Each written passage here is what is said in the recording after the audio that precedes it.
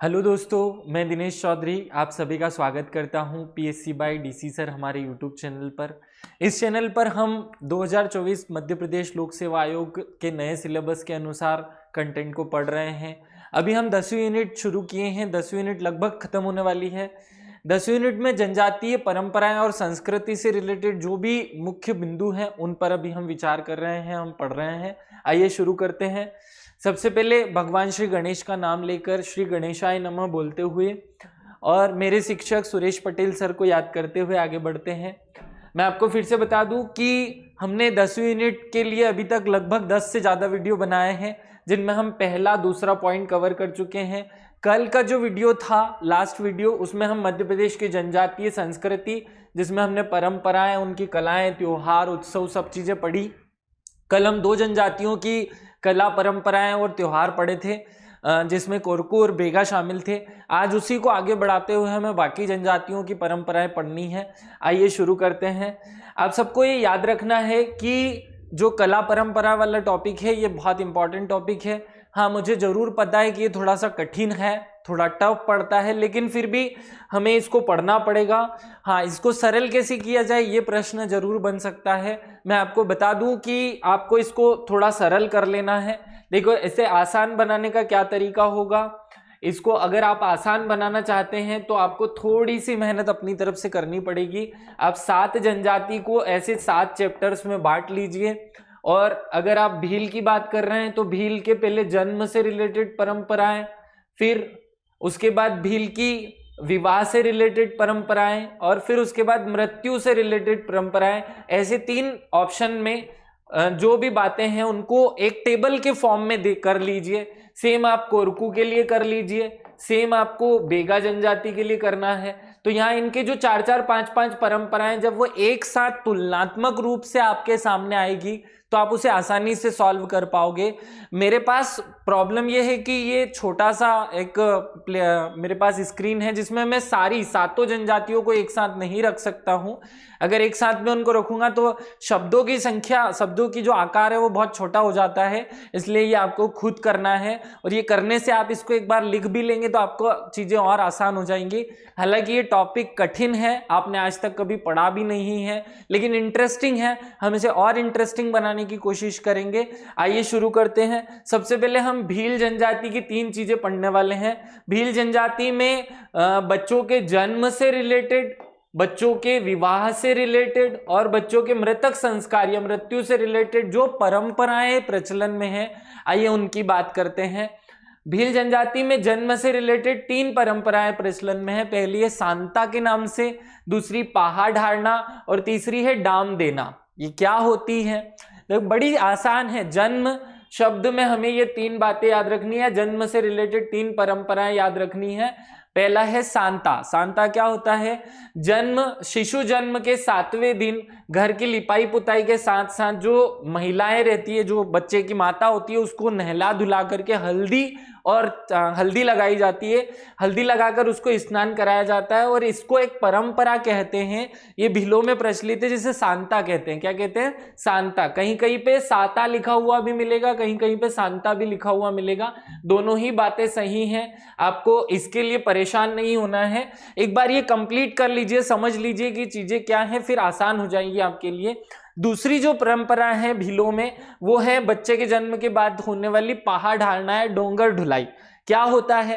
देखिए, डोंगर ढुलाई या पाहा ढालना में क्या किया जाता है कि जो बच्चा पैदा होता है उसकी सूरज पूजा के दिन जो घर का मेन गेट है वहां पर मकई का ढेर बना लिया जाता है और इस मकई के ढेर के ऊपर उस बच्चे को सुलाया जाता है। खैर, इसका वास्तव जीवन में कोई उपयोग नहीं है, लेकिन परंपरा है, प्रचलन में है, की जाती है, हमें पढ़नी पड़ेगी। तो पहाड़ ढालना या डोंगर ढुलाई में घर के मेन दरवाजे पर मकई का ढेर बना करके उसके ऊपर बच्चे को सुला दिया जाता है। अगर बच्चा मक्के के ढेर पे मस्ती करके हुए उसे बिखेर देता है तो समझा जाता है कि ये भविष्य में ताकतवर बच्चा बनेगा, और अगर वो नहीं करता तो फिर उसके उपचार की अलग अलग प्रक्रियाएं हैं इनके समाज में। तो दूसरा पॉइंट आपको याद रखना है पहाड़ ढालना। तीसरा है डाम देना। देखो, जब बच्चा 11, 12, 13 साल का हो जाता है, 12, 13 के आसपास की उम्र का होता है, तो क्योंकि भील जनजाति में धनुष को बहुत महत्व दिया जाता है, तीर को बहुत महत्व दिया जाता है, तीर धनुष बहुत महत्वपूर्ण चीजें हैं। तो जो तीर है उसके आगे का जो नुकीला हिस्सा है जो लोहे का होता है उसको गर्म किया जाता है और इस बच्चे के हथेली पर रख दिया जाता है, इसे ही डाम देना कहते हैं। इससे उस बच्चे के शरीर पर एक निशान बन जाता है। कुछ कुछ जनजातियां इसे कंधे पर रखती है, कुछ कुछ इसे हथेली पर रखती हैं और उसके शरीर पर एक निशान बनाया जाता है जिसे कहते हैं डाम देना। तो ये 12 वर्ष की उम्र में तीर से निशान बना देने या डाम देने की परंपरा जो है वो भीलों में प्रचलन में है। तो अब आपको शायद समझ में आ गया होगा कि भीलों में जन्म से रिलेटेड केवल 3 परंपराएं प्रचलन में है और वो कौन कौन सी है, सांता, पहाड़ाना और डोंगर, सांता पहाड़ाना जिसे हम डोंगर ढुलाई भी कहते हैं, और डाम देना। ये भीलों की जन्म से संबंधित परंपराएं कंप्लीट हुई। आगे बढ़ते हैं। भीलों की विवाह से संबंधित कुछ 5-6 चीजें हमें याद रखनी है। जैसे एक शब्द याद रख ले, दापा। दापा का अर्थ होता है दहेज। जो भील जनजाति में दहेज दिया जाता है उसे दापा कहते हैं। क्या कहते हैं? दापा। तो दापा किस जनजाति में प्रचलित एक शब्दावली है? भीलों में प्रचलित शब्दावली है। और दहेज जो कि सामान्यतः हिंदू धर्म में लड़की वाले लड़के वाले को देते हैं, भील धर्म में लड़के वाले लड़की वालों को देते हैं। अर्थात जो दूल्हा है वो लड़की को देगा या लड़की के घर वालों को दहेज देता है, जिसे हम दापा कहते हैं। यहाँ एक और शब्द याद रखना है, मांझगड़िया या भांजगड़िया। ये भांजगड़िया जो होता है वो शादी ब्याह कराने वाले बिचौलिए को कहते हैं। जो बिचौलिया होता है उसे भांजगड़िया कहते हैं। सावा। सावा क्या होता है? देखिए, दापा में जो भी चीजें आपको दी जाती है ना उसके साथ थोड़ा अनाज भी देना पड़ता है। 1.25 कुंटल अनाज भी इनके साथ में दिया जाता है। मान लीजिए आपका दहेज जो है 10,000 रुपये देना है, तो 10,000 रुपये केवल 10,000 नहीं दिए जाएंगे, उसके साथ कुछ अनाज भी देना होगा, 1.25 कुंटल गुड़ भी देना होगा, ये भी साथ में दिया जाता है। तो ये जो अनाज दिया जाता है उसे कहते हैं सावा। क्या कहते हैं? सावा। याद रखना। एक होता है खांडा कुटी या खांडा कूट। ये क्या होता है? जब दहेज में पैसे नहीं हो किसी व्यक्ति के पास तो वो अपने जो मवेशी हैं, अपनी गाय भैंस है, वो दहेज में दे देता है पैसे के बदले में। जिससे पैसे आपने अगर 10,000 में पक्का किया है तो पैसे कम देने पड़ेंगे। तो जब किसी व्यक्ति द्वारा दहेज में मवेशी दे दिए जाते हैं तो उसे कहते हैं खांडा कूटा। क्या कहते हैं? खांडा कुटी या खांडा कूटा। 3 शब्द हो गए हैं। देखिए, बिचौलिए को कहते हैं भांज गजड़िया या माज गजड़िया, ये याद रखना। जो दहेज है उसे कहते हैं दापा। दहेज के साथ जो अनाज दिया जाता है उसे कहते हैं सावा। और दहेज के साथ जो मवेशी दे दिए जाते हैं, दहेज के रूप में जब मवेशी दे दिए जाते हैं तो उसे कहते हैं खांडा कूटा। याद रखना। आगे एक प्रोसेस होता है साउंग भरना। साउंग भरना क्या होता है? जब लड़के वाले जो दापा या अनाज लेकर के आते हैं तो उनका जब स्वागत किया जाता है तो वो जो स्वागत करने की परंपरा है उसे कहते हैं साउंग भरना। ये 5 चीजें हो गई विवाह शुरू होने से पहले की। अभी विवाह हुआ नहीं है, विवाह शुरू होने से पहले या विवाह के पहले की ये 5 परंपराएं या 5 शब्दावली जो परंपराओं से संबंधित हैं वो हमें याद रखनी है भील जनजाति की। तो भील के जन्म से 3 चीजें पढ़ ली हमने, विवाह शुरू होने से पहले की 5 चीजें पढ़ ली जब बच्चा जवान हो गया। अब आते हैं विवाह पे। पहला होता है छिड़सिरी गोल। साउंग भरने के समय संगोत्रीय मिलकर ग्रहदेव के पास में गुड़ को चावल में मिला करके खाते हैं, जिसे घिड़सिरी गोल कहते हैं। घिड़सिरी गोल। गोल देखिए, गुड़ को जनजाति में गोल कहा जाता है। क्या कहा जाता है? गोल। ये गोल और गुड़ एक ही है यहाँ पे। तो जो शादी तय हो जाने के बाद जब दोनों व्यक्ति दहेज एक दूसरे के साथ अदला बदली करते हैं या दहेज दिया जाता है लड़की वालों को, तब जब लड़की वाले को दहेज दिया जाता है तब एक विशेष प्रकार की पूजा होती है और एक स्पेशल प्रकार का भोजन होता है। तो वो जो भोजन है उसे कहते हैं छिड़सिरी गोल। इसमें साउंग भरने के समय, साउंग भरने मतलब क्या कि जब अदला बदली मतलब दहेज दिया जा रहा है तो उस समय पे जो मेहमान दहेज देने वाले आए उनको जो खाना खिलाया जाएगा उसके में चावल के साथ साथ गुड़ मिलाकर खिलाया जाएगा या गुड़ चावल खिलाए जाएंगे, जिसको हम कहते हैं छिड़सिरी गोल। ये याद रख लेना। तो ये शादी से पहले की बात है। अब हम शादी करवाते हैं या शादी जब होती है तब कौन कौन सी परंपरा है? पहला है चोखा खेलना।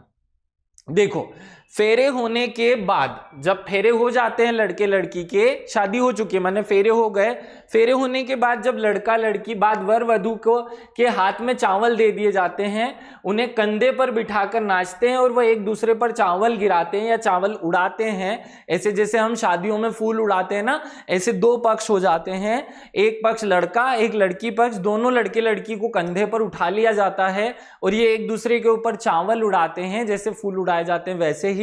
तो इस परंपरा को कहते हैं चोखा खेलना, किया ही जाता है। देखो आजकल जो विकसित समाज है उसमें अंगूठी खेलना होता है या उसमें माल्यार्पण या माला पहनाई जाती है। तो ऐसे अलग अलग परंपराएं अलग अलग जातियों में है। भीलों में जो प्रचलन में है उसे कहते हैं चोखा खेलना। आगे बढ़ते हैं, तिनका तोड़ना। अब शादी हो गई, अब क्या होगा?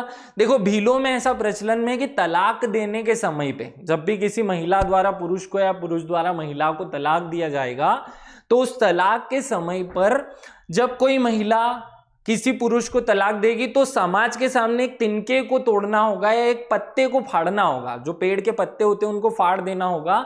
तो जब समाज के सामने पंचायत बुलाई जाती है तब कोई महिला किसी समाज के सामने तिनका तोड़ दे या पत्ता फाड़ दे तो उसे तिनका तोड़ना कहते हैं। और जैसे ही कोई महिला तिनका तोड़ती है तो मान लिया जाता है कि तलाक हो गया। अब ये दोनों लोग साथ में नहीं रह सकते। देखो सिंपल है, जैसे मुस्लिम धर्म में तलाक तलाक तलाक ऐसे 3 बार बोल दिया जाए तो तलाक हो जाता है, वैसे ही भीलों में तिनका तोड़ दिया जाए तो उसे कहते हैं तलाक। समझ गए?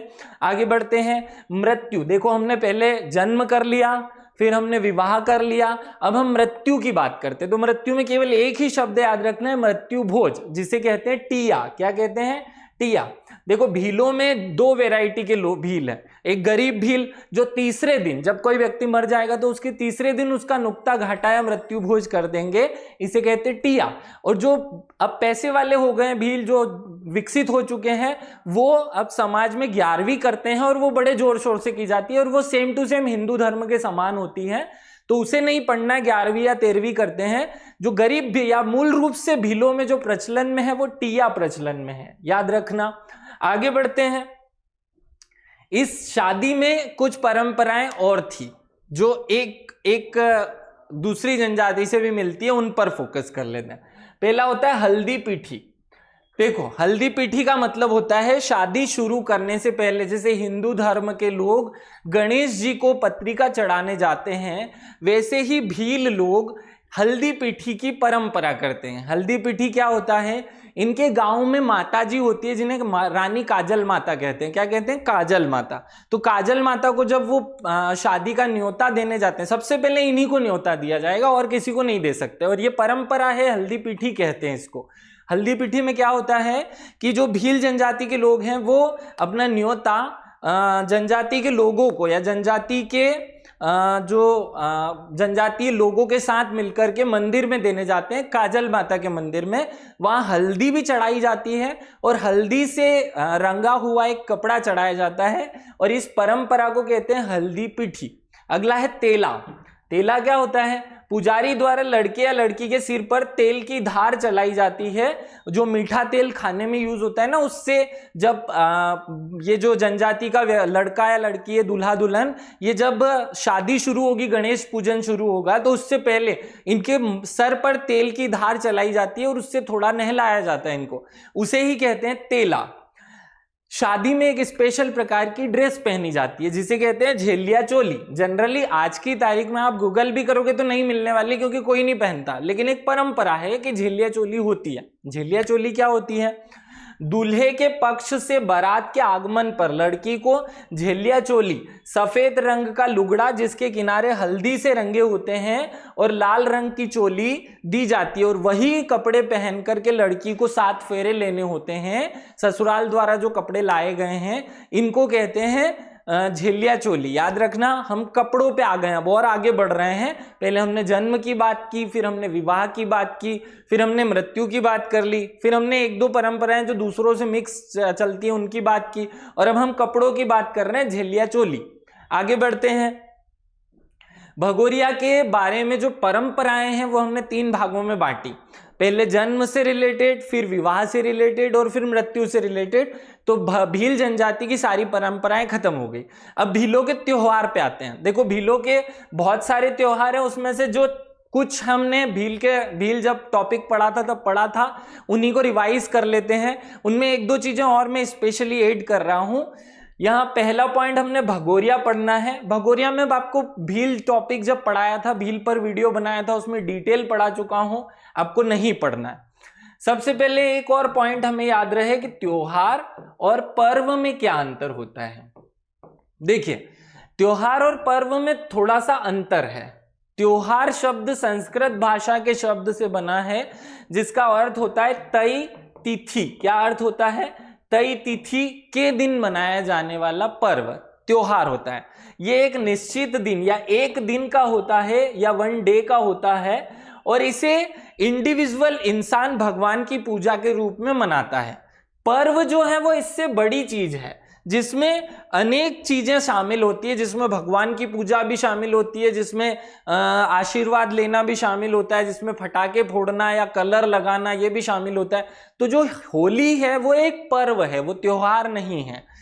और त्योहार के रूप में आप शिवरात्रि को मना सकते हैं, रामनवमी को मना सकते हैं। रामनवमी एक त्योहार के रूप में है, और पर्व लंबी चौड़ी परंपरा जैसे कि भगोरिया एक पर्व के रूप में मनाया जाता है, जो बहुत लंबा चौड़ा है, जिसमें अनेक चीजें पक्ष शामिल होते हैं। ये याद रखना आप लोग, थोड़ा सा डिफरेंस है। तो भीलों में कौन कौन से त्योहार मनाए जाते हैं, पर्व मनाए जाते हैं? पहला है भगोरिया मनाया जाता है, आप डिटेल पढ़ चुके हैं। गल मनाया जाता है, जो मनोती पूरी होने पर मनाया जाता है। गठ मनाया जाता है, इंदल मनाया जाता है। ये चारों हम पहले पढ़ चुके हैं। आप मेरा पुराना वाला वीडियो एक बार देखेंगे तो आपको ये चारों डिटेल में मिलेंगे। मैंने इनकी डिटेल भी बताई है कि किसमें क्या किया जाता है, किसमें किस दिन कौन सी पूजा और कौन सी टाइप का नाच किया जाता है। आपको अगला याद रखना है डोही। वर्षा के आह्वान से संबंधित इंद्र देवता को प्रसन्न करने के लिए भील युवक युवतियों का एक उत्सव है। ध्यान से सुनिए डोही क्या होता है। देखो, जब भी बरसात ऋतु शुरू हो जाए या उसका समय शुरू हो जाए और पानी ना गिरे, तो उस समय डोही नाम का एक त्योहार मनाया जाता है। ये डोही क्या होता है? इसमें भील लोग मेंढकों की शादी करवाते हैं और एक यात्रा निकाल करके इंद्र देव की पूजा करते हैं। एक उत्सव जैसा मनाया जाता है, इसे कहते हैं डोही। याद रखना। एक होता है जात्रा। जात्रा क्या होता है? 2 साल भर में जो भील है इनमें 2 प्रकार की जात्रा का प्रचलन है। और 2 प्रकार की जात्रा कौन सी है? एक मांदर जात्रा और एक मवई जात्रा। ये क्या होती है? देखो जनजाति मोटे अनाज अपने की खेती करते हैं, तो जब मक्का बोई जाती है, मकई को बोया जाता है, तो मक्का की बुवाई के समय पर एक विशेष प्रकार की यात्रा लगती है, जिसे कहते हैं मांदर यात्रा। और एक होती है मवई यात्रा। जब मक्का में दाने आने लग जाते हैं तो उस समय जो यात्रा भरती है या बड़ा मेला लगता है, उसे कहते हैं मवई यात्रा। तो ये 2 यात्राएं भीलों के हर गांव में एक हाट बाजार के रूप में प्रचलन में है। इस दिन ये एक उत्सव त्योहार जैसा मनाते हैं, याद रखना। आगे बढ़ते हैं। भीलों के हम कुछ नृत्य हैं उन पर बात कर लेते हैं। आपको जनरली भीलों के नृत्य याद है, आप 5 नृत्य और याद कर लो। भीलों के नृत्य हैं भगोरिया। देखिए, जो भगोरिया हाट में किया जाएगा वो भगोरिया नृत्य होगा। इसी भगोरिया में एक नृत्य और किया जाता है जो है डोहिया। भगोरिया हाट में युवक युवती आमने सामने खड़े होकर के हाथ या पांव की गति से जो नृत्य करते हैं उसे डोहिया कहते हैं। तो याद रखना, भगोरिया हाट में 2 नृत्य करते हैं। एक भगोरिया नृत्य गोल गोल गोला बना करके झूमते हुए किया जाता है, इसमें ढोल बजता है। और डोहिया नृत्य आमने सामने खड़े होकर के युवक युवतियों द्वारा किया जाता है, ये डोहिया नृत्य होता है। ये 2 प्रकार के नृत्य भगोरिया में करते हैं ये लोग। एक होता है गहरमल। ये गहरमल क्या होता है? होली के अवसर पर स्त्री पुरुष जब साथ में नाचते हैं तो उसे कहते हैं गहरमल नृत्य। क्या कहते हैं? गहरमल नाच। याद रखना। एक होता है डोहो नृत्य। डोहो मिट्टी की एक छोटी मटकी रहती है जिसमें कुछ छेद कर लिए जाते हैं और उसके अंदर एक दीपक रख लिया जाता है। फिर से, डोहो नृत्य क्या है? भील जनजाति में भगवान की पूजा करने और नाचने की एक विशेष परंपरा है। एक मिट्टी कि मटकी होती है, जिस मटकी का नाम होता है डोही, उसमें बाहर से ऐसे छेद कर दिए जाते हैं और उसके अंदर एक दीपक रख दिया जाता है, जलता हुआ दीपक, और उसे एक महिला अपने सर पर उठा करके नाचती है। तो जब वो इस प्रकार का नाच करती है, इसे कहते हैं डोही नृत्य, याद रखना। अगला है गरबी नृत्य। गरबी नृत्य क्या है? दीपावली पर किया जाता है, युवक युवती गोल घेरा बना करके नाचते हैं, उसे गरबी नृत्य कहते हैं। देखो हमारे यहाँ जैसे गरबा नृत्य होता है भीलों में, वही नृत्य गरबी बन जाता है। गरबा में एक डंडे के साथ नाचा जाता है, गरबी में बिना डंडे से नाचा जाता है। तो गरबा हिंदुओं में प्रचलित है, गरबी भीलों में प्रचलित है, याद रखना। तो ये भीलों के हमने नृत्य पढ़ लिए। अब भीलों की चित्रकला पर थोड़ा सा फोकस कर लेते हैं। 3 प्रकार के चित्रकला प्रचलन में है। कौन कौन से? पहले गोत्रेज या गोत्रेज, दूसरा है पिथोरा। पिथोरा तो इतनी ज्यादा प्रसिद्ध है, विश्व प्रसिद्ध है कि उससे पीएससी एक ना एक प्रश्न उठा ही लेता है। और तीसरा है गातला। क्या होते हैं ये तीनों, समझते हैं। देखो भीलों में जो दीवारों पर अलंकरण होता है उसके 2 स्वरूप देखने को मिलते हैं, एक है गोत्रेज और एक है पिथोरा, जबकि गातला एक अलग चीज है। तो भीलों में जो घर की दीवारों पर गाय भैंस, आम के वृक्ष, शेर शिकार आदि के या शिकार करते हुए लोगों के चित्र बनाए जाते हैं, तो उसे कहते हैं गोत्रेजे। और एक पिथोरा होता है, पिथोरा बनाने वाले का नाम होता है लिखिंद्रा। क्या नाम होता है? लिखिंद्रा। ये लिखिंद्रा द्वारा बनाए गए चित्र होते हैं जिसमें वो चांद, सूरज, घोड़े और बंदर, इन सब के चित्र बनाता है। तो 2 प्रकार के चित्र हैं, पिथोरा चित्र और गोत्रेज चित्र। तो पिथोरा का आप फोटो देख लो।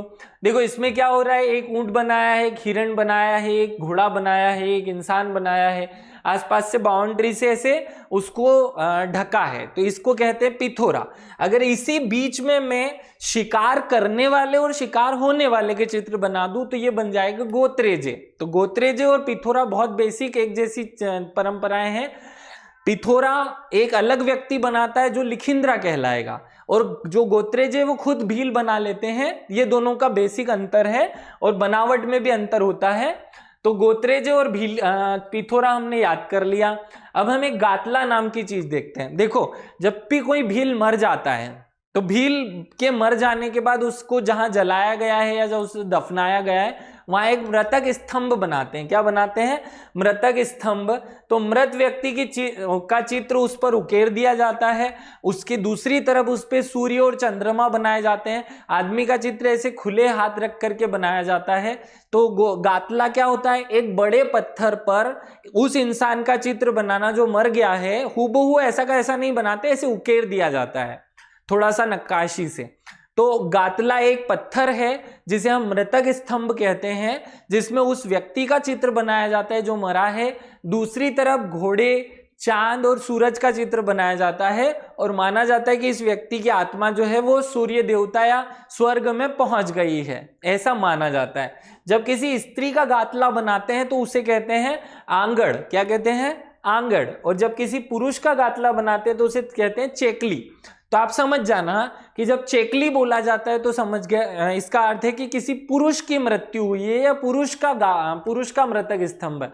और जब आंकड़ा बोला जाता है तो आंगड़ा बोला जाता है, तो याद रख लेना कि ये किसी महिला का है। 3 प्रकार की चित्रकलम परंपराएं इनमें प्रचलन में है, गोत्रेजे, पिथोरा और गातला। तो बड़ा आसान हो गया आप लोगों को। हमने इस टॉपिक में भीलों में क्या क्या पढ़ा है याद रहा होगा। सबसे पहले जन्म से संबंधित 3 संस्कार, जिसमें हमने 3 चीजें पढ़ी। सबसे पहले हमने पढ़ा, एक बार रिवाइज करवाता हूं आपको शुरुआत से ताकि ये सारी चीजें याद रह जाए। जन्म के टाइम पे हमने 3 चीजें पढ़ी, सांता, दूसरा पढ़ा पहाड़ ढालना और तीसरा पढ़ा डाम देना। फिर विवाह के समय हमने 6 चीजें पढ़ी। कौन कौन सी? हमने दापा पढ़ा, भांजगजिया पढ़ा, सावा पढ़ा, खांडकूटा पढ़ा, साऊं भरना पढ़ा, और एक ड्रेस का नाम पढ़ा। ये ड्रेस जो थी वो स्पेशल थी। 2 ऐसी परंपराएं पढ़ी जो अन्य हिंदू धर्म के समान की जाती है, चोखा खेलना और तिनका तोड़ना, या ऐसी विवाह के तलाक जैसी परंपरा है। मृत्यु के समय हमने एक पॉइंट पढ़ा, टिया। इसके बाद हमने भीलों में कुछ छोटी सी और चीजें देख करके भीलों के नृत्य देखे। भीलों के नृत्य आप पहले पढ़ चुके थे, नाम याद रख लेना, भगोरिया, गढ़, गल और इंदल। ये 4 हमने पहले पढ़े थे, 2 मैंने नए ऐड कर दिए इसमें, डोही, क्योंकि ये कभी कभी किया जाता है, कभी कभी नहीं किया जाता है। दोही क्या है? इंद्र देवता को प्रसन्न करने का एक विशेष त्योहार। और यात्रा तो ये हर साल मक्का की बुवाई पर और मक्का पक जाने पर लगती है। 2 प्रकार की होती है, मांदर यात्रा और मवाई यात्रा। आगे बढ़ते हैं, हमने भीलों के कुछ नृत्य पढ़े, नृत्यों की डिटेल भी हमने देख ली। आगे भीलों के 3 प्रकार के भित्ति चित्र हमने पढ़ने हैं। अब आपका मूल काम क्या होगा? आप एक कॉपी उठाएंगे और वहां पहला इसके 7 इसको हॉरिजॉन्टल करके इसको 7 भागों में बांट लेंगे और इसमें से पहले हिस्से का नाम आप रखें भील। और भीलों में यहां लिखे जन्म से रिलेटेड तीनों बातों को यहां लिख लिया जाए। फिर जन्म के बाद आएंगे विवाह, तो विवाह से संबंधित जो 6 पॉइंट है उनको क्रम से यहां लिख लिया जाए। फिर तीसरे नंबर पे आएंगे मृत्यु, तो मृत्यु में हमने केवल 1 पॉइंट पढ़ा है। फिर इनके नृत्य कर लो, फिर इनकी चित्रकला कर लो। ऐसे नाम बस लिख लो, डिटेल तो आपको अब याद हो जाएगी। ऐसे ही अब हम दूसरी जनजाति पढ़ लेते हैं, तो उसकी सारी detail same to same pattern पे एक कॉपी में बनाना। तो 1 पेज भर के एक अच्छा सा नोट्स आपका तैयार हो जाएगा जिसमें आपको कोई कंफ्यूजन नहीं रहेगा। एक भाई ने कमेंट किया था कि सर ये टफ लग रहा है, तो अब आपको ये आसान हो जाएगा इस तरीके से जब आप नोट्स बनाएंगे तो। और ये नोट्स आपको खुद बनाना होगा। आगे बढ़ते हैं, अब हम गोंड जनजाति के सेम पैटर्न पे 3 चीजें पढ़ लेते हैं।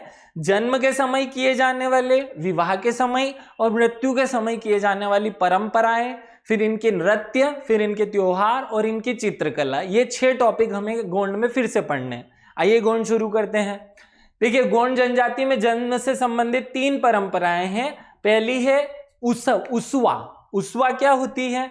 बच्चे के जन्म के बाद जच्चा और माता या जच्चा या माता को जो पिलाई जाने वाली जड़ी बूटी होती है या एक विशेष प्रकार की जड़ी बूटी पिलाई जाती है, उसे कहते हैं उसवा। याद रखना, उसवा क्या है? एक जड़ी बूटी है जो गोंड जनजाति में अत्यधिक प्रचलन में है।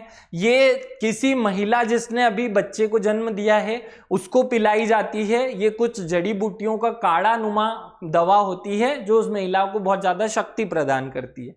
दूसरा है ध्रुव दिखाई। देखो, बच्चा जब जन्म ले लेता है तो उसके 3 दिन या 4 दिन बाद गोंडों में एक प्रथा प्रचलन में है ध्रुव तारा दिखाने की। रात को जो बच्चे की बुआ है वो एक सुपड़ा लेकर आती है और सुपड़े से बच्चे को ढकती है और बाहर की तरफ लेकर जाती है और ध्रुव तारा दिखाती है। तो ऐसे एक परंपरा का पालन गोंडों में किया जाता है जिसे ध्रुव दिखाई कहते हैं, ये याद रख लेना। तीसरी जो परंपरा है वो है सोहर या दादर। ये एक प्रकार के गीत होते हैं, गाने होते हैं। देखो, जब भी किसी बच्चे का जन्म होता है तो दूसरे दिन, तीसरे दिन और चौथे दिन, इन 3 दिन तक गांव की महिलाएं घर पर इकट्ठा होकर के एक स्पेशल गाना गाती हैं। उसे कहते हैं सोहर या दादर गीत। याद रख लेना, सोहर या दादर गीत बच्चे के जन्म पर गाए जाने वाले गीत हैं जो गोंडों में प्रचलन में है। तो गोंड के जन्म से संबंधित 3 पॉइंट आपको समझ आ गए। आगे बढ़ते हैं हम। अब गोंडों में विवाह की बात करते हैं। देखो, यह विवाह में कौन कौन सी परंपराएं प्रचलन में है। पहली परंपरा है बेटी पूछोनी। क्या नाम है? बेटी पूछोनी। लड़के वाले जब लड़की को देखने आते हैं तो वो घर के बाहर आकर के बैठ जाते हैं, और जब लड़के वाले लड़की को देख रहे हैं तो वो सीधे दोनों में संपर्क नहीं होता। वो एक परंपरा का पालन करते हैं पानी पिलाने की, जिसे कहते हैं बेटी पूछोनी प्रथा। ये याद रख लेना, बेटी पूछोनी की परंपरा किस जनजाति में पाई जाती है? ये सगाई से संबंधित बातें चल रही हैं जिसमें बेटो पिछोनी सबसे पहली है। अगली है बरोखी रस्म। सगाई के लिए जाने वाली बारात या दूल्हे के बिना गई हुई बारात ये कहलाती है बरोखी रस्म। देखो, जब भी सगाई पक्की हो जाती है तो क्या होता है?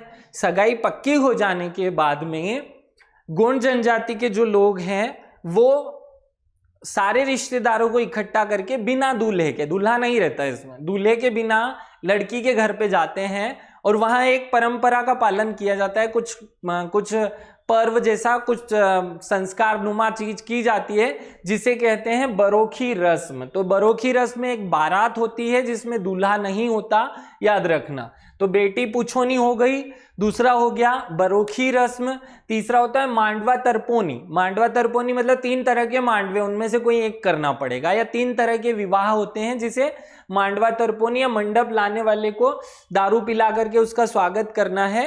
तो 3 तरह के विवाह की जब शुरुआत होती है तो उसमें जो मंडप बनाया जाता है वो उस घर का जवाई और कुछ विशेष लोग मिलकर बनाते हैं। तो जब वो लोग मंडप बना देते हैं तो उनको दारू पिलाकर उनका स्वागत किया जाता है, इसे कहते हैं मंडवा तर्पोनी, ये याद रख लेना। अब मांडवा हो गया, उसके बाद में क्या होगा, तेल डालना, हल्दी चढ़ाना, हल्दी उतारना और नौ डोरा। अब आप सोच रहे होंगे नौ डोरा तो एक चित्रकला है, नहीं, गोंडों में नौ डोरा एक परंपरा भी है। इसका क्या अर्थ होता है, तो ये 4 काम एक साथ होते हैं। जो लड़का या लड़की दूल्हा दुल्हन होते हैं उसको मंडप के नीचे बिठा करके पहले उसको तेल लगाया जाता है, इसे तेल डालना कहते हैं। फिर उसे हल्दी चढ़ाई जाती है, हल्दी चलाना कहते हैं। उसको फिर हल्दी के बाद पानी से नहला करके हल्दी को उतार दिया जाता है। फिर रहता है नह डोरा, स्नान करवाना। तो ये हल्दी उतारने के लिए नह डोरा होता है जिसे स्नान कराना कहते हैं। जैसी रस्में की जाती हैं, नौ डोरा स्नान है, और उस स्नान के टाइम पे जो महिलाएं गीत गाती है उस गीत को भी नह डोरा कहते हैं। ये नोह डोरा नहीं है, फिर से बोल दूं, नोह डोरा एक चित्रकला है, जबकि नह डोरा ये क्या है, ये नह डोरा जो है एक परंपरा है, अर्थात दूल्हे या दुल्हन को नहलाना। ये आपको समझ आ गई होगी। आगे बढ़ते हैं, बरजोरी प्रथा। बरजोरी प्रथा क्या होती है, देखो, दूल्हा, बरजोरी मैं आपको पहले भी समझा चुका हूं। जब शादी के लिए दूल्हा पहुंचता है तो दुल्हन और उसकी सहेलियां एक साथ खड़ी हो जाती हैं और वो एक साथ अपना हाथ लंबा कर देती है। तो दूल्हे को समझ नहीं आता कि कौन सी उसकी पत्नी है। उन हाथ में से उसको अपनी दुल्हन का हाथ ढूंढ करके उसको अंगूठी पहनानी पड़ती है, जिसे कहते हैं बरजोरी प्रथा। तो बरजोरी प्रथा में क्या होता है, दूल्हा सखियों से घिरी हुई दुल्हन को के उंगली में अंगूठी पहनाता है, जिसे बरजोरी प्रथा कहते हैं। आगे बढ़ते हैं, बारात जब दुल्हन को लेकर के वापस आती है तो उसमें विभिन्न रस्में की जाती हैं, और वो विभिन्न रस्मों के केवल नाम देख लो, मुंह चाइना, द्वार छिकाई, पोट पूजन, दूधी भाती, तेला भरना, लोट झेलना। क्या होता है, मैं आपको एक वो दे देता हूं प्रोमो इसका। देखो, दुल्हन जब बारात के साथ अपने ससुराल में चली जाती है तो जब वो पहली बार जाती है तो देहली पूजन होता है। इसे कहते हैं, देहली पूजन के पहले ससुर जी उसे नेक देते हैं, जिसे मुंह चाइना कहते हैं। फिर जब वो दरवाजे पे खड़ी होती है तो द्वार छिकाई की परंपरा की जाती है। द्वार छिकाई क्या होती है, जिसमें लड़की के सामने एक कपड़ा रख दिया जाता है, उस पर वो अपने जो हाथ है उनके निशान बनाती है, जिसे द्वार छिकाई कहते हैं, या दरवाजे पे बनाए जाते हैं। जनरली आजकल दरवाजे महंगे बनने लगे, गंदे ना हो जाए इसलिए कपड़े पे कर लेते हैं। पोट पूजन, उस दहलीज की पूजा की जाती है। दूधी भाती, फिर जब अंदर प्रवेश कर लेगी तो महिला जो है वो कुछ मीठा बनाकर खिलाएगी। ऐसी 6 परंपराएं दुल्हन जब चली जाती है वहां पे तो किया जाता है। अब दुल्हन का ब्याह हो गया है, वो अपने ससुराल चली गई है। देखिए हमने क्या किया, गोंडों में सबसे पहले जन्म के समय 3 परंपराएं कर ली। एक उसवा किया, फिर से रिवाइज कर लो, सबसे पहले उसवा किया, फिर ध्रुव दिखाई किया, और फिर किया सोहर या दादरा गीत। फिर हमने विवाह में सगाई की बात की। पहले सगाई में 3 चीजें की जाएंगी, बेटी पुछोनी, बरोखी रस्म और मांडवा तर्पण। यहां से शादी शुरू मांडवे से, तो मांडवा तर्पण से शादी शुरू हुई, उसमें फिर ये सब किया जाता है, आम बात है। आगे बरजोरी प्रथा की जाएगी, शादी होकर के दुल्हन अपने घर चली जाएगी या ससुराल चली जाएगी, तो वहां उनके साथ ये 6 परंपराएं की जाती हैं। उसके बाद क्या होता है, तो जो लड़के का भाई है वो अब ससुराल से अपनी बहन को लेने जाएगा, दुल्हन को लेने जाएगा। तो ये जब जाते हैं उसे कहते हैं गमन की बारात। क्या कहते हैं, गमन की बारात। याद रखना, गमन की बारात क्या होता है, लड़की को लेने जाना, जिसका विवाह अभी हुआ है वो ससुराल चली गई है, उसको फिर से अपने घर लाना। एक दिन बाद जाया जाता है ये, या आने वाले संडे के बाद जाया जाता है। दुल्हन को लेने जाते हैं जब उसके भाई, तो उसे कहते हैं गमन की बारात, ये याद रख लेना। अगला होता है गमनाचार। ये क्या होता है, दुल्हन को उसके भाई पहली बार जब ले करके आते हैं तो इसे गमनाचार कहते हैं। तो गमन की बारात और गमनाचार एक ही हुआ। मंडवातरी, आपको पता है मंडवातरी मतलब 3 तरफ के मंडप या 3 तरह के शादी के प्रकार, तो आप वो 3 तरह के प्रकार जानते हैं, उनके अंदर की डिटेल भी जानते हैं। गोंडों में 3 प्रकार के विवाह प्रचलन में, जिसे मंडवातरी कहते हैं, याद रख लेना। तो हमने गोंडों से संबंधित जन्म की बात की, विवाह की बात की। आगे बढ़ते हैं, मृतक की बात करते हैं, मृतक संस्कार की बात करते हैं। यहां भी 3 ही शब्द याद रखने। पहला है मृतक संस्कार। देखो इसमें की जाती है देव मिलो की प्रथा। देव मिलो की क्या होता है, ये जैसे हिंदू धर्म में किसी व्यक्ति के मृत्यु के बाद में अगले वर्ष या जब 1 साल उसको पूरा हो जाता है तो एक विशेष परंपरा की जाती है, उसके जो भी रिश्तेदार शांत हुआ है उसको उसकी पूजा की जाती है। वैसा ही गोंडों में देव मिलो की होता है, ये पूजा मृतक की आत्मा की शांति हेतु की जाती है। इसमें होता क्या है या इसके लिए क्या होता है, सामान्यतः जैसे हिंदू धर्म में वैसा कॉपी करने लगे हैं। इसमें एक विशेष बात और याद रख लेना, मैं आपको स्पेशल गोंडों में एक बात और बताता हूँ। जब ये किसी मृतक को शमशान में लेकर जाते हैं तो शमशान में उसे जला देने के बाद जब घर लौटते हैं तो एक पत्थर, जो सबसे पहले आदमी होता है वो उसका बच्चा या भाई होता है, छोटा भाई या उसका बच्चा जो भी शांत हुआ है, वो एक पत्थर उठाता है, उस पर थूकता है और उसे अपने सर के ऊपर से ऐसे पीछे की तरफ दूसरे को दे देता है। उसके पीछे जो चल रहा व्यक्ति होता है वो उस पत्थर को लेकर के उसे और ऊपर से ऐसे निकालता है। ऐसे हर व्यक्ति करता है और जो आखिरी व्यक्ति होता है शव यात्रा का, वो उस पत्थर को पीछे फेंक देता है बिना पीछे देखे। तो कंकड़ पर थूककर सर के ऊपर से उसे फेंका जाता है और ये विशेष परंपरा गोंडों में प्रचलन में है। इसका कोई नाम नहीं है लेकिन कंकड़ फिकाई कहते हैं, जो आपने जबरन नाम रखना है इसका, कुछ भी याद रख ले। दूसरी परंपरा होती है 10 गात्रा। पहली परंपरा क्या हो गई, देव मिलो की पूजा। दूसरी होती है 10 गात्रा। 10 गात्रा क्या है, 10 गात्रा में सगोत्र के अलावा अन्य लोगों को बुलाया जाता है और ये अन्य लोग जो हैं वो अपने साथ, या जो गोत्र के लोग हैं अपने साथ थोड़ा थोड़ा कुछ किराने का सामान लेकर आते हैं। देखो समझो इस बात को, 10 गात्रा में मूल बात क्या है। मूल बात यह है कि जिस भी व्यक्ति के यहाँ कोई मर गया है वो अब उसकी कमी से परेशान है, उसको पैसों की और दिक्कत ना हो, उसे भोजन की दिक्कत ना हो, इसलिए 10 गात्रा परंपरा शुरू की गई। और जब उसका 13वां किया जाएगा तो उसमें भी पैसों की जरूरत पड़ेगी। तो अब क्या होगा, इस गोत्र के जितने भी लोग होंगे वो सब अपने साथ थोड़ा आटा, थोड़ा चावल, थोड़ी हल्दी, थोड़ी मिर्ची, तेल, ये सब बांध करके लाते हैं और जिस दिन 13वीं होनी है उसके एक दिन पहले ला करके घर वाले को देते हैं और इस परंपरा को कहते हैं 10 गात्रा। क्या नाम है, 10 गात्रा। खैर इसी 10 गात्रा को ही अगले दिन जो है वो भोजन भी कर दिया जाता है या मृत्यु भोज में भी शामिल कर लिया जाता है, याद रख लेना। विधवा जब कोई महिला हो जाती है तो गोंडों में एक प्रथा प्रचलन में है, यह हर गोंड के परिवार में की जाती है, विधवा के उल्टे फेरे पड़ना। देखो जब किसी महिला का पति मर गया तो उसे अगले दिन नदी पर नहलाने के लिए ले जाया जाता है। उस नदी में से कोई भी जीवित जीव को ढूंढ लिया जाता है और उस जीवित जीव के साथ इस महिला के उल्टे फेरे करवाए जाते हैं और यह मान्यता है कि जैसे ये 7 फेरे उल्टे होंगे तो ये महिला अपने आप में विधवा न रहकर सधवा हो जाएगी या ये उस पति के बंधन से मुक्त हो जाएगी। तो उल्टे फेरे पड़ने की प्रथा किस जनजाति में है, ये गोंडों में है, याद रख लेना। हमने मृत्यु से संबंधित 3 पॉइंट पढ़ लिए।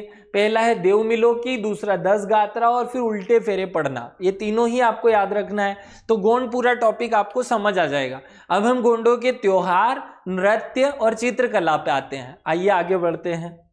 देखिए गोंडों में जो है मूल रूप से 6 त्योहार प्रचलन में है। पहला है बीदरी, दूसरा है नवाखानी, क्षेत्रा, बकबंदी, जावरा, मड़ई और हरढीली। इसमें से 3 तो कॉमन है, वो जो हर जनजाति में होते हैं, बीदरी और नवाखानी और जात्रा, ये तीनों सब में पाए जाते हैं। हम अलग जो है उन पर बात करते हैं। एक है बकबंदी। आप बकबंदी पे पॉइंट पे थोड़ी बात समझें। गुरु पूर्णिमा के दिन बेगा पंडित, यहाँ बेगा शब्द का अर्थ जनजाति से नहीं है, जो गोंडों का पंडित होता है उसे बेगा कहा जाता है। पलाश के पौधे से रेशे निकाल करके उसमें हल्दी लगाता है और हर एक घर पे जा जाके लोगों के हाथ में बांधता है और वो धागा जो उसके द्वारा बांधा जाता है ये रक्षाबंधन के जैसा प्राकृतिक रक्षाबंधन के रूप में पूजा जाता है, इसे हम बकबंधी कहते हैं, याद रख लेना। अगला है हरढीली। हरढीली में क्या होता है, श्रावण के महीने में बेल की पूजा की जाती है और बेल को हल से ढील दे दी जाती है, इसलिए हरढीली कहते हैं। श्रावण मास में अमावस्या के दिन मानते हैं, बेलों को हलों से ढील देने के कारण इस त्योहार का नाम हरढीली पड़ा। इसमें मूल रूप से बेलों को सजाया जाता है और उनकी पूजा की जाती है। तो पहला बकबंधी, दूसरा हरढीली, 2 याद हो गए। तीसरा नवाखानी, आपको पता है बिद्री, जब कोई फसल बोई जाती है तब बिद्री मनाया जाता है, उन बीजों की पूजा करने का त्योहार। और जब कोई फसल पक जाती है तो उसका भगवान को भोग लगाने का जो त्योहार है वो नवाखानी कहलाता है। मड़ाई, ये स्पेशली याद रख लेना। दीपावली की प्रतिपदा पर पूर्णिमा तक 15 दिन तक मनाया जाने वाला एक धार्मिक उत्सव है जिसे मड़ाई कहते हैं, और मड़ाई मेले भी लगते हैं गोंडों में। तो याद रख लेना मड़ाई क्या है। मड़ाई गोंडों का एक त्योहार है जिसके अंदर दीपावली से लेकर के अगले 15 दिन तक या पूर्णिमा तक ये तक चलता है और उत्सव मनाया जाता है। अगला है क्षेत्रा। पौष मास की पूर्णिमा को यहाँ बच्चों का त्योहार है जिसमें बच्चे घर घर जाकर के टोली बना करके क्षेत्रा मांगते हैं। क्षेत्रा सामान्य बात है, अधिकांश जनजातियों में मनाया जाता है। आपको याद रखना है बकबंधी, हरढीली और मड़ाई। आगे बढ़ते हैं। लारूकाज उत्सव, सूअर की बलि दी जाती है, बस इतना ही याद कर लो। लारूकाज उत्सव किस जनजाति में मनाया जाता है, याद रख लेना गोंडों में मनाया जाता है, और इसमें सूअर की बलि दी जाती है। ये एग्जाम में पूछा हुआ प्रश्न है।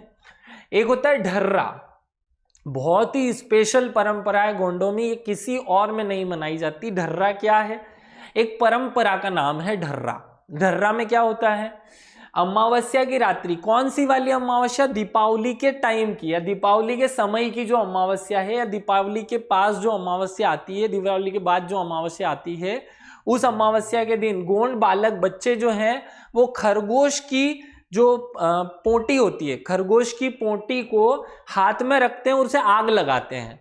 खरगोश की लेंडी को दाहिनी कलाई पर रख करके जलाया जाता है और उसके निशान बनते हैं। हर एक गोंड के लिए ये परंपरा जीवन में एक बार करने की व्यवस्था की गई है। गोंडों में ढर्रा करना ही पड़ता है, परंपरा है। तो इसमें मूल रूप से खरगोश की पोंटी को हाथ पे रख करके जलाया जाता है जिससे हर गोंड को निशान बन जाते हैं। माना जाता है कि गोंड इससे शक्तिशाली बनता है, शक्तिवर्धक इंसान बनता है, ताकतवर बन जाता है, उसके सारे रोग दूर हो जाते हैं, इसलिए ढर्रा किया जाता है। आगे बढ़ते हैं। इनकी कुछ परंपराएं या नृत्य की बात कर लेते। कला में कला के अंदर नृत्य शामिल है जिसमें पहला नृत्य कर्मा। देखो कर्मा नृत्य क्या है, कर्म की हमको कर्म के लिए मोटिवेट करने वाला या मनुष्य द्वारा किए जाने वाले सारे कर्मों के लिए प्रोत्साहित करने वाला नृत्य। इसमें कर्मा गीत गाया जाता है और कर्मा नृत्य किया जाता है। आगे सेला के हम बेगा जनजाति में भी पढ़ चुके हैं, केवल पुरुष का नृत्य है। भड़ोनी विवाह के अवसर पर किया जाता है। बिरहा जब बारात घर से चलती है तो घर से जब बारात शादी करने के लिए जाती है तो बिरहा गाया जाता है। सजनी गीत नृत्य है या सजनी एक नृत्य भी है और सजनी एक गीत भी है जो बारात के समय किया या विवाह के अवसर पर किया जाता है। सुआ नृत्य, ये फसल पकने पर सुआ नृत्य या सुआ उत्सव मनाने की परंपरा गोंडों में है। तो ये मूल रूप से 6 प्रकार के नृत्य याद कर लेना। आगे बढ़ते हैं। भित्ति अलंकरण अर्थात चित्रकला। देखो गोंडों में 4 प्रकार की चित्रकला प्रचलन में है। एक है नोहडोरा। नोहडोरा आपको पता है, लाइनिंग से ऐसी मोटी मोटी लाइन खींच करके जो बनाया जाते हैं चित्र, उन्हें कहते हैं नोहडोरा। नोहडोरा में रेखाओं से भित्ति अलंकरण किया जाता है। करते क्या है, जब घर बनाया जाता है तो घर की जो महिलाएं हैं वो मोटी मोटी लाइनिंग बना देती है बाहर की तरफ, उन्हें कलर से पोतती हैं, इससे गुड्डे गुड़ियां और ऐसी चीजें बनाई जाती है जिसे नोहडोरा कहते हैं। एक होती है गोंड चित्रकला। जब नोहडोरा के बाद बची हुई जगह में मोर, चिड़िया, कबूतर, इनके चित्र बना दिए जाते हैं तो उसे गोंड चित्रकला कहते हैं। एक हमें याद रखना है डिगना चित्रकला और एक पाटनगढ़ चित्रकला। ये चारों की चारों चित्रकलाएं गोंडों में प्रचलन में है। तो आप जब वो टेबल बनाएंगे उसमें ये याद रखेंगे। नोहडोरा बेगा में भी है, गोंड में भी है। तो नोहडोरा आपको याद हो गया, मैं इसको थोड़ा क्लियर कर देता हूं। देखो इस प्रकार से ये जो लाइनिंग, ये ऊपर वाला हिस्सा नहीं देखना है, ये दूसरी है। तो ये तो जो है पाटनगढ़ चित्रकला का उदाहरण है। ये जो नीचे लाइनिंग के माध्यम से बनाई जा रही है, ये है नोह डोरा। इसमें बाहर की तरफ ऐसी लाइनें खींची जाती हैं और लाइनों से चित्र बनाए जाते हैं। यह है पाटनगढ़ चित्रकला, जिसमें मनुष्य के साथ या विवाह के जो चीजें हैं उनका वर्णन होता है। मोर के पंख या घोड़े, ऐसे जानवरों के चित्र बनाए जाते हैं, ये याद रख लेना। इनके मुख्य चित्रकार मैं आपको पहले ही बता चुका हूँ, जनगढ़ सिंह श्याम, आपको ये बहुत इंपॉर्टेंट नाम है, याद रखना है। आनंद सिंह श्याम, लकर सिंह श्याम, कलाबाई और आनंद प्रसाद टेकाम, ये 5 नाम आप अगर याद रख सको तो याद रख लेना। 2 प्रकार के गायन स्पेशल हैं जो इनमें होते हैं गोंडों में। कौन कौन से गायन हैं? पहला है पंडवानी गायन और दूसरा है गंडवानी गायन या गोंडवानी गायन। पंडवानी में क्या होता है? पंडवानी में जो पांडव थे महाभारत के समय, जो कौरव और पांडव थे, उन पांडवों की कथा गाने की एक परंपरा गोंडों में प्रचलन में है। इसके कारण इसे कहते हैं पंडवानी। पंडवानी मतलब पांडवों की कथा को गाने की परंपरा पंडवानी कहलाती है। और गोंडवानी क्या कहलाती है? गोंड शासकों की गाने की या गोंड शासकों के जो काम थे बड़े बड़े बढ़ा चढ़ाकर उनको गाने की परंपरा गोंडवानी कहलाती है। अब आजकल क्या होने लगा है, गोंडों की जो परंपरा है वो पंडवानी में भी गाई दी जाती है, या पंडवानी में भी गोंड शासकों के द्वारा किए गए कार्यों को गाया जाता है। तो याद रखना, पंडवानी और गोंडवानी 2 परंपराएं गायन की प्रचलन में है गोंडों में। हमने गोंड पढ़ लिया, भील पढ़ लिया। आप इनको व्यवस्थित रूप से नोट्स बना लीजिएगा। अब भारिया, जो भारिया सहरिया, ये छोटे छोटे हैं, इनमें बहुत ज्यादा बातें नहीं करनी है। जैसे भारिया में जन्म के समय कोई विशेष परंपरा का प्रचलन नहीं है, विवाह के समय पर कुछ विशेष परंपराएं की जाती हैं। वहां एक विशेष प्रकार का नृत्य होता है भारिया जनजाति में। देखिए जन्म के समय तो शून्य परंपराएं कोई नहीं पढ़ना हमें। एक होती है शुद्धिकरण, लेकिन वो बहुत काम की नहीं है, वो सब जनजातियों में होती है। तो भारिया में विवाह के अवसर पर जो परंपरा होती है या जो गाने गाए जाते हैं विवाह के नृत्य अवसर पर, उन गानों को जो नाच किया जाता है उसे मिहुआ नृत्य कहते हैं। क्या कहते हैं? मिहुआ नृत्य किस जनजाति में प्रचलन में है? वो भारिया जनजाति में प्रचलन में। भारिया ससुर को क्या कहते हैं? मामा। याद रखना, भारिया में ससुर को मामा कहा जाता है। जो मामा कहते हैं वो लोग अपने आप में प्रतिष्ठित माने जाते हैं। घर झड़ाई, ये क्या होता है? घर झड़ाई समझना पड़ेगा, थोड़ा समझने की बात। देखो सगाई के लिए जब 2 रिश्तेदार, क्या जब लड़के वाले लड़की वाले के घर पे देखने जाते हैं तो उनके घर के बाहर जाकर के बैठ जाते हैं। अब वो निश्चिंत होकर के वहां बैठेंगे। अगर घर वालों ने पानी ला करके उनको दे दिया तो इसका मतलब वो तैयार है रिश्ता करने के। अगर वो पानी ला करके नहीं देंगे तो रात तक बैठे रहें, बने ये पानी नहीं मिलेगा इनको। तो अगर वो पानी ला करके नहीं देते तो इसका मतलब ना है, अब रिश्ता नहीं होने वाला है, उनको मंजूर नहीं है रिश्ता। तो यहाँ पानी ना देने या देने के हिसाब से मंजूरी और नामंजूरी को तय किया जाता है, जिसे हम कहते हैं घर झड़ाई। पानी मिलने के बाद अतिथि पानी पीकर मेहमान ओसारी में चले आते हैं, वहां उनको शराब और खाना दिया जाता है और इस परंपरा को कहते हैं घर झड़ाई। देखो अगर हाँ है तो मेहमानों को घर के अंदर बुला लो, फिर उनको शराब और खाना खिलाया जाता है, इसे कहते हैं घर झड़ाई। आगे है चिन्नारी। चिन्नारी मतलब होता है खर्ची बारात। देखो भारियाओं में भी दहेज प्रथा प्रचलन में है, जो लड़के वाले द्वारा लड़की वालों को दी जाती है। सगाई के लिए दोनों परिवार इकट्ठा होते हैं, तो जब इकट्ठा होते हैं तो वहां डिसाइड किया जाता है कि लड़के वाले लड़की वालों को कितना दहेज देंगे। जब ये करने के लिए दोनों परिवार इकट्ठा होते हैं तो उसे कहते हैं खर्ची बारात। क्या कहते हैं? खर्ची बारात। और इसी का एक और नाम है चिन्हारी। क्या नाम है? चिन्हारी। आगे बढ़ते हैं। भारियाओं में कुछ त्योहार हैं। विवाह की हमने 2-3 बातें पढ़ी, बहुत आसान है। कुछ त्योहार मनाए जाते हैं, बीदरी, नवाखानी और दीपावली, तीनों ही आपको पता है। इनमें कुछ स्पेशल बातें मैं आपको बता देता हूं। देखो दीपावली के टाइम पे दोहरा गीत गाए जाते हैं। अभी हमने कहा विवाह के समय मिहुआ गीत गाए जाते हैं और दीपावली के समय दोहरा गीत गाए जाते हैं। याद रखना, दोहरा गीत किस जनजाति में? भारिया जनजाति में दीपावली के समय गाए जाते हैं। खिरका खेलना, ये एक बहुत फेमस परंपरा है, विश्व प्रसिद्ध है खिरका खेलना। खिरका खेलना होता क्या है, दीपावली के दिन जो गाय है उसको उसके बच्चे से जानबूझ करके बिछोड़ दिया जाता है, दूर कर दिया जाता है। फिर गाय अपने बच्चे को पाने के लिए सजे सजाए मवेशियों को एक जगह इकट्ठा कर दिया जाता है। मालदेव जिसे भाव आते हैं, जिसे देवता आते हैं, वो बछड़े को दबोच लेता है और गाय लात मार मार कर उसे छुड़ाती है। और इस परंपरा को कहते हैं गाय खिरका खेलना या गाय खेलना। याद रखना, गाय खेलना भी वही है, खिरका खेलना भी वही है, थोड़ा समझ लो।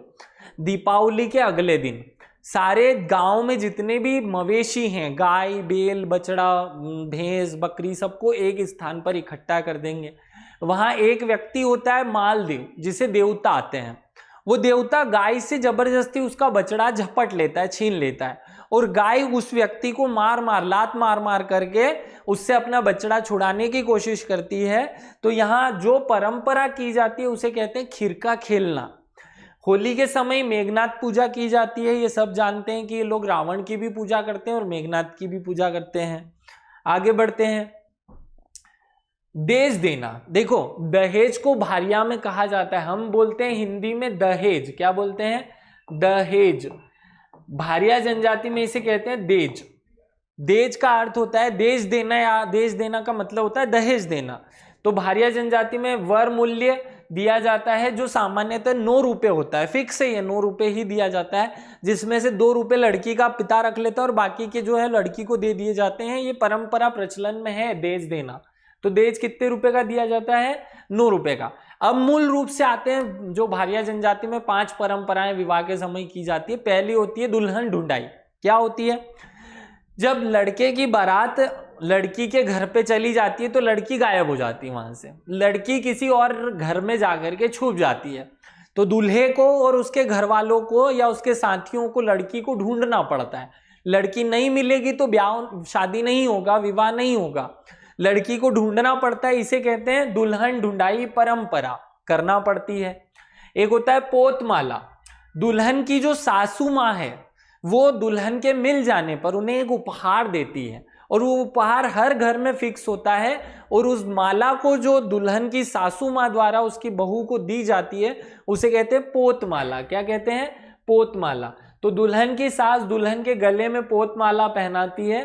पोतमाला नहीं पहनाएंगी तो विवाह नहीं हो सकता, वो फेरे नहीं ले पाती है, पोतमाला पहले पहनानी पड़ती है। तो पोतमाला पहनाई जाती है। इसके के बाद कहते हैं भेंट भलाई। देखो भेंट भलाई क्या होता है? बहुत अच्छी परंपरा है भारियाओं की। जब भी बारात आती है तो हर एक बाराती को खटिया पर बिठा करके उनके पांव धुलाए जाते हैं। इस पांव धोने की परंपरा को कहते हैं भेंट भलाई। क्या कहते हैं?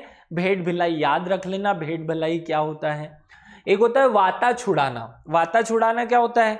देखो 7 फेरे हो गए, उसके बाद अब लड़की को विदा होना है, तो विदा होने के पहले लड़की घर के आंगन में एक लकड़ी गड़ी होती है, उसको पकड़ लेती है जोर से, और अगर वो फिर जो दूल्हा होता है उसको उस लकड़ी को छुड़ाना पड़ता है। लड़की से लकड़ी को, मतलब दुल्हन से के हाथ से लकड़ी छुड़ानी पड़ती है। अगर वो नहीं छुड़ा पाएगा तो उसे घर जमाई बनकर रहना पड़ता है, नहीं तो अगर छुड़ा दिया तो वो अपनी दुल्हन को ले जा सकता है। तो ये छुड़ाने की परंपरा कहती है वाता छुड़ाना। आगे बढ़ते हैं। कोहा मारना। विदाई के पूर्व दुल्हन रो रो कर कुहू कुहू की आवाज करती है। कुहू कुहू की आवाज निकालना जरूरी है। ऐसी मान्यता है कि कुहू कुहू की आवाज कोयल द्वारा निकाली जाती है। भारिया जनजाति में जब भी कोई बहू की विदाई होती है तो वो कोहो देकर रोती है या कोहा मारती है, जिसे हम कुहू कुहू की आवाज कहते हैं। तो वो कुहू कुहू की आवाज करके रोने की परंपरा को कहते हैं कोहा मारना। अगला है जोगन प्रथा। याद रखना जोगन प्रथा क्या होती है।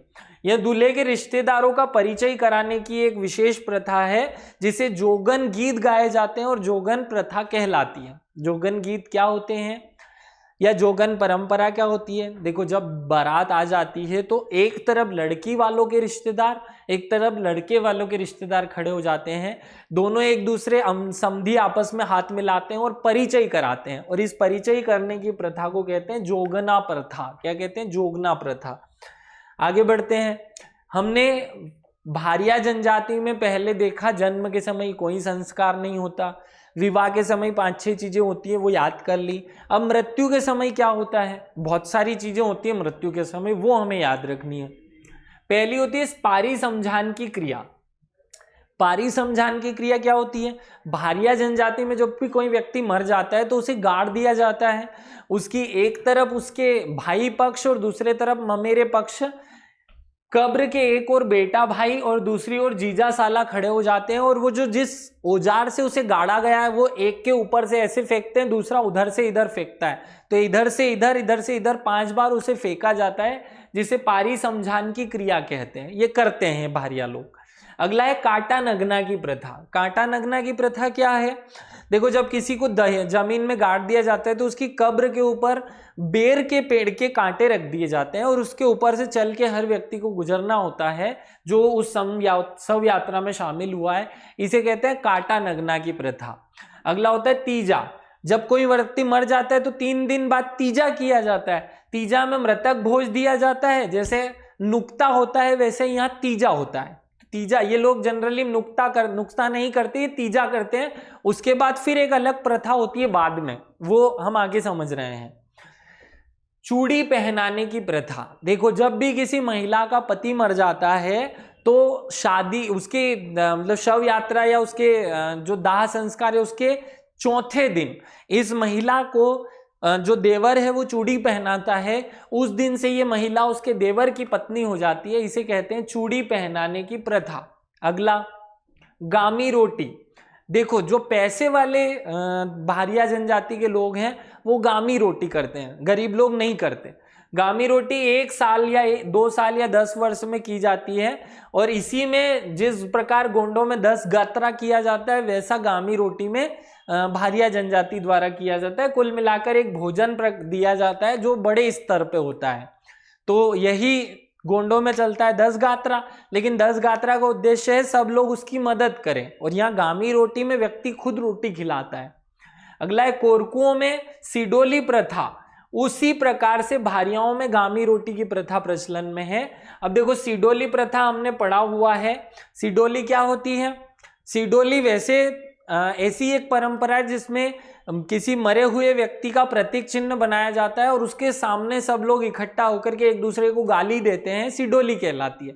सिडू या सिडोला उस मृतक चिन्ह को कहा जाता है जो बनाया गया उसकी स्मृति में। वैसे ही भारियाओं में जो परंपरा है उसे हम गामी रोटी कहते हैं। याद रख लेना, गामी रोटी कोरकुओं के या गोंडों के कोरकुओं के सिडोला जैसी है, और यही गोंडों में जो प्रचलन में प्रथा है 10 गात्रा उसके जैसी है।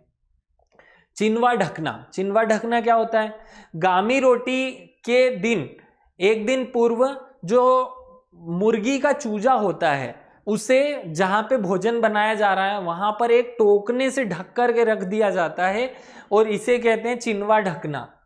अब हमने पता है कि हर एक जनजाति में मृतक स्मृति चिन्ह बनाए जाते हैं, तो हर जनजाति में जो मृतक स्मृति चिन्ह बनाए जाते हैं वो एक जैसे होते हैं।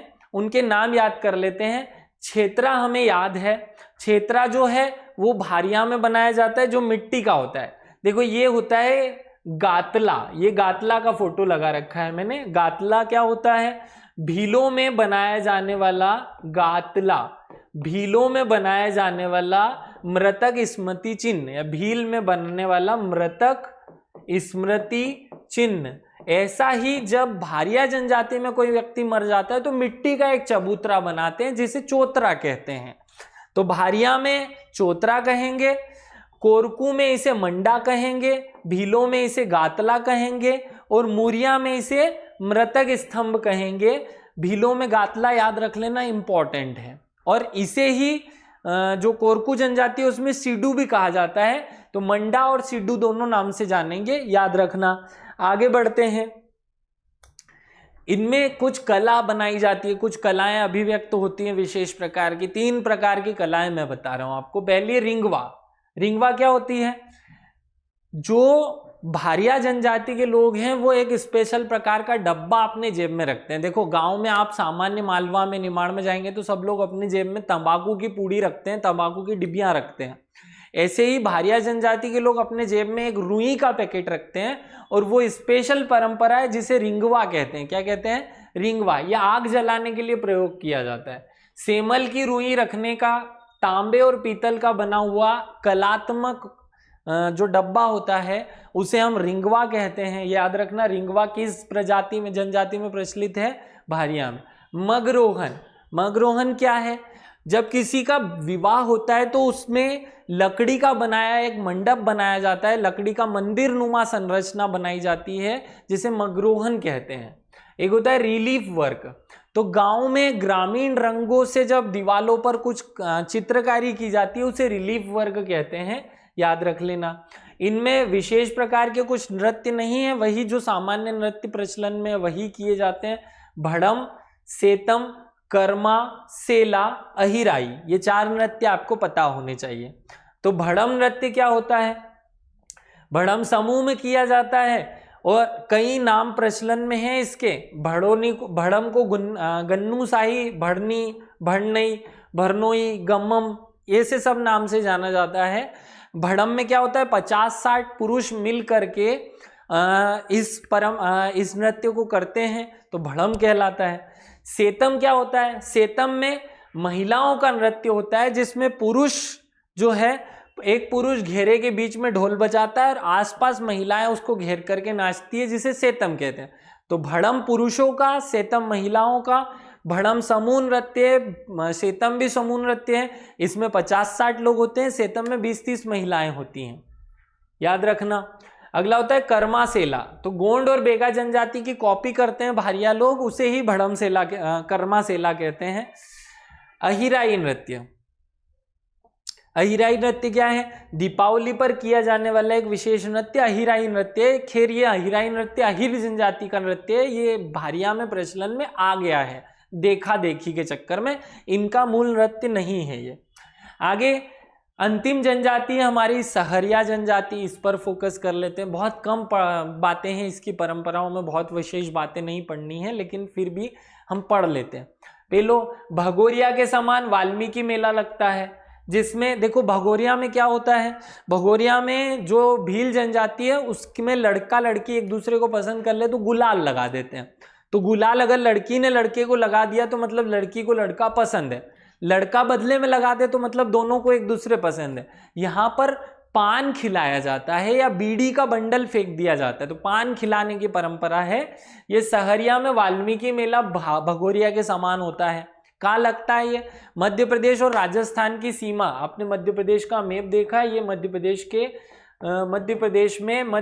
और राजस्थान की सीमा पे सीताबर्डी नाम की एक जगह है, यहाँ पे उसमें ये जो मेला है वाल्मीकि मेला, इसका आयोजन किया जाता है।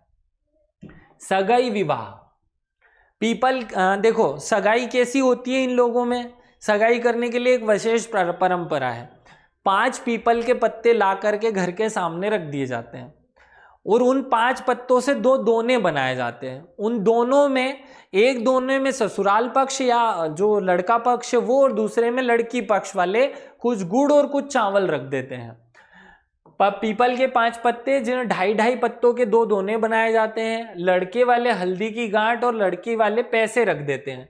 दामाद उस पर, जो घर का दामाद होता है वो उस पर लोटे से दूध की धार करता है, देता है।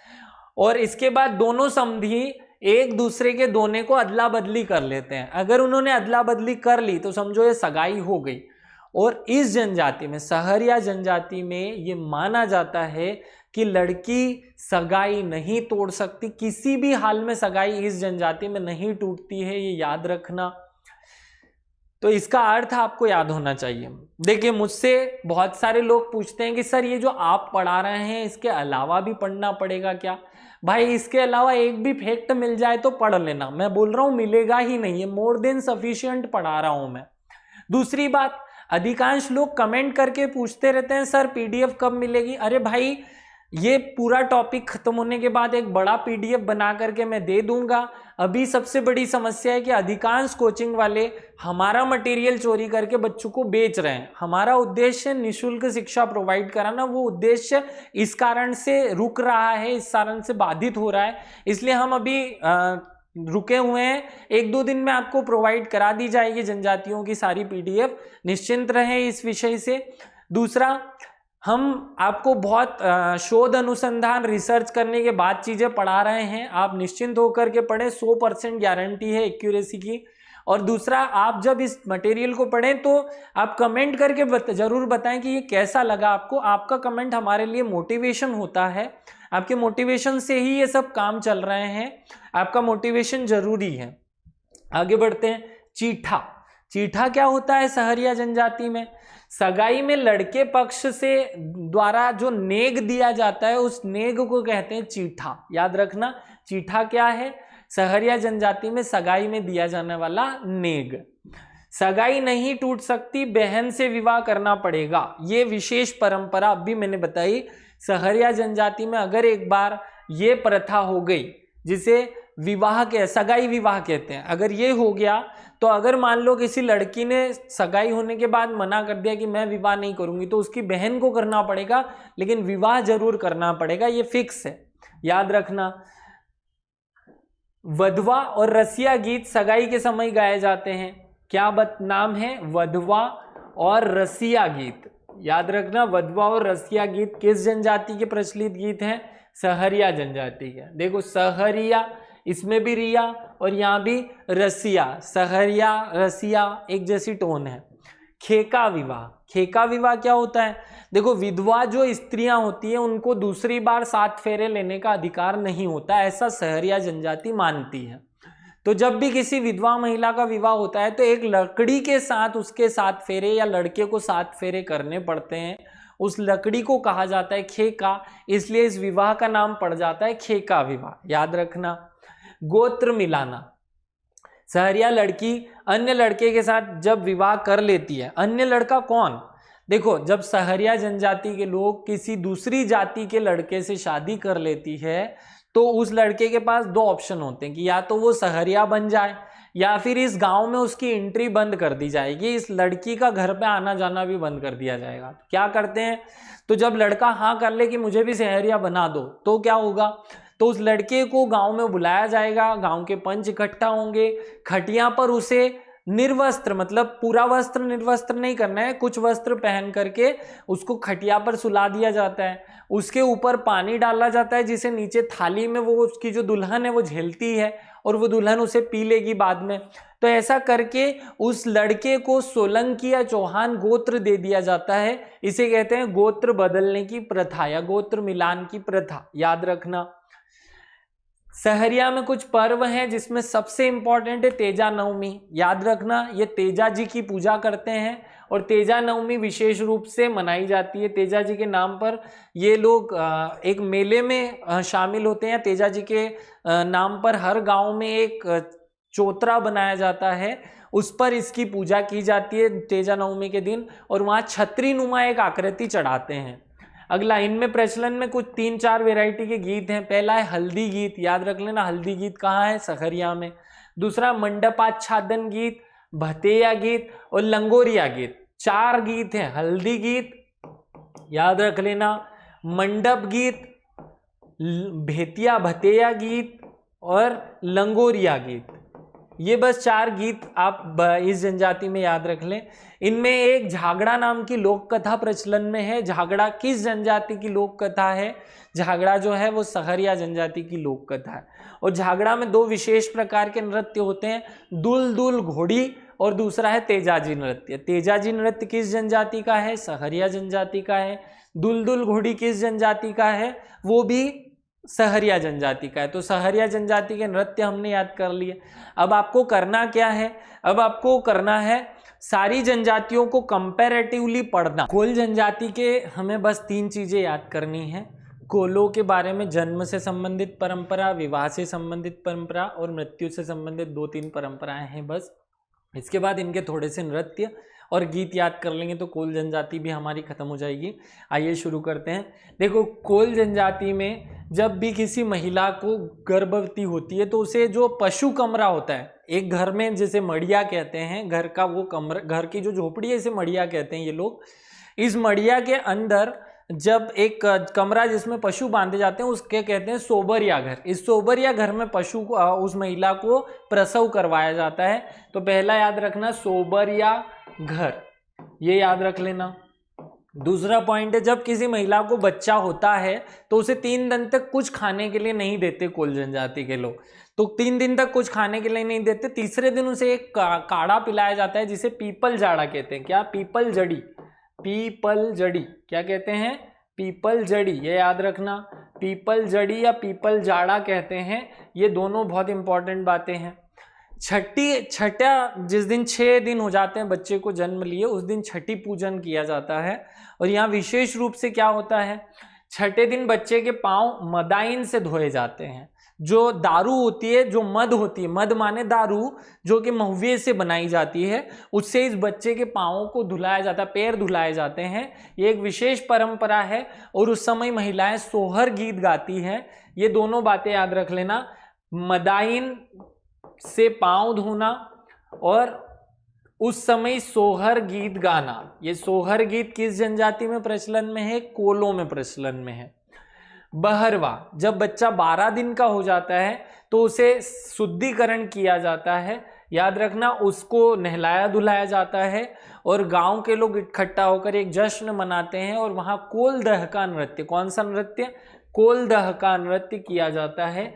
ये याद रखना, कोल दह का नृत्य ये कोल जनजाति में किया जाता है। कोल दहका का अर्थ होता है कोलों का दहकना। अब विवाह में 4 परंपराएं, देखो हमने शादी में 4 परंपराएं कर ली, विवाह की 3 परंपराएं, 4 परंपराएं कर लेते हैं। पहला होता है गोड़ धोवा। ये क्या होता है? सगाई पक्की होने पर पिता मेहमानों के पैर धुलाता है। देखो सगाई पक्की हो जाएगी तो पिताजी जो है वो लड़के वालों के पैर धुलाएंगे, इसे कहते हैं गोड़ धोवा, ये याद रख लेना।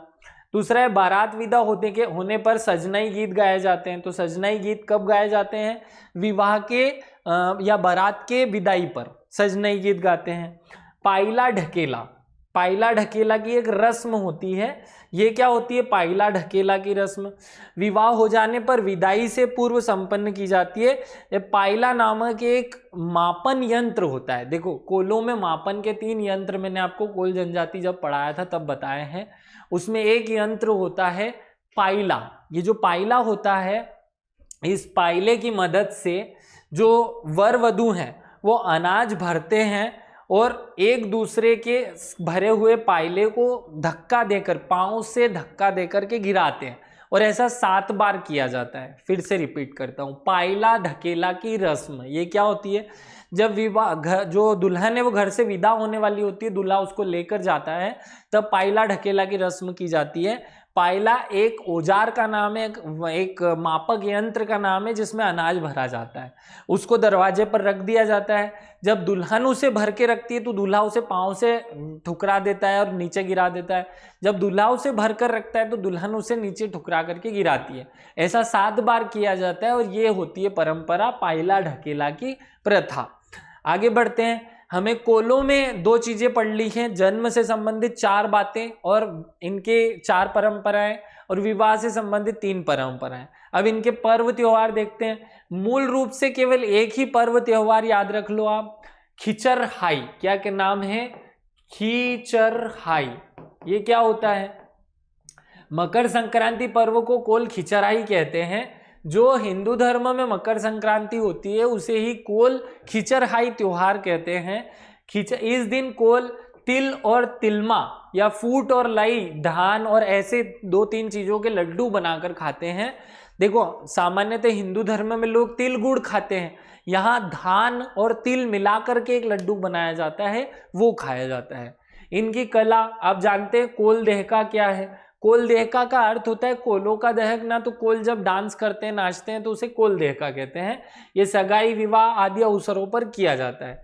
एक होता है केहरा नाच, संपूर्ण बघेलखंड में प्रसिद्ध है। और पहले कोल देहका मतलब इसी नाच में पहले एक दोहा बोला जाता है और फिर दोहा बोलने के बाद डांस शुरू हो जाता है, जिसे केहरा नाच कहते हैं। एक होता है दोतलिया नृत्य। दोतलिया नृत्य केवल स्त्रियां करती हैं, आपको याद होना चाहिए। दोतलिया नृत्य कोल जनजाति का नृत्य है। और एक नृत्य है नारदी नृत्य। यह भी स्त्रियों द्वारा विवाह के अवसर पर किया जाने वाला नृत्य है। इस प्रकार हमने कोलों का त्योहार पढ़ लिया और नृत्य पढ़ लिया, और विशेष रूप से कोलों में कुछ नहीं है पढ़ने का। आप कमेंट करके जरूर बताया करें कि आप इन वीडियो से सेटिस्फाई हैं, आपको अच्छा लग रहा है। अगर कुछ कठिनाई आती है तो वो भी आप कमेंट करके बताएं, और आप इन वीडियो को देखने के बाद कैसा फील करते हैं वो भी आप कमेंट करके जरूर बताएं। हमने अलग अलग जनजाति के 3 चीजें, मूल रूप से परंपराएं, जिसमें हमने 3 चीजें पढ़नी है, जन्म परंपरा, विवाह परंपरा और मृत्यु परंपरा। उसके बाद इनके त्योहार, उनके नृत्य और उनकी चित्रकला, इन पर फोकस किया। आप एक टेबल बना करके इसे याद कर लीजिएगा। आज के लिए सभी को धन्यवाद। पीडीएफ कुछ थोड़े दिन में ही आपको अवेलेबल करा दी जाएंगी। पुराने वाला जो टॉपिक्स मैं पढ़ा चुका हूँ वो आज ही पीडीएफ के रूप में आपको अवेलेबल करा दिए जाएंगे। Thank you.